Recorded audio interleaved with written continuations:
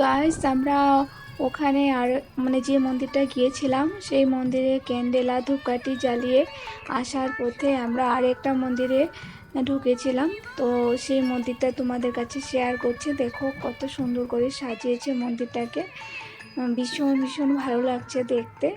তো এখানে এসে আমাদের সাথে মানে কি বলবো, এখানে মন্দিরটা নতুন করে উদ্বোধন করছে, তো এখানে ফিতা কেটে মানে এন্ট্রি করছি। তো এখানে এসে আমাদের যে মানে আমাদের জায়গার যে এমএলএ, ওনার সাথে আমাদের মিট হয়ে গেল। তো মাকে দেখতে পাচ্ছ কত ভালো লাগছে। তো মাকেও আমরা দর্শন করে নিলাম। আর এখানে যিনি এমএলএ আছে ওনার সাথে আমাদের দেখা হলো। তো এমএলএর সাথে আমরা একটু কথাবার্তা বলে তো আমরা কয়েকটা ফটো আর এখানে ভিডিও করে নিয়েছি ওনার সাথে।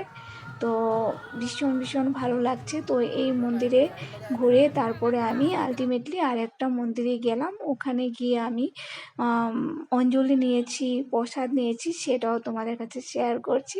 তো তোমরা পাশে থাকো, সব দেখতে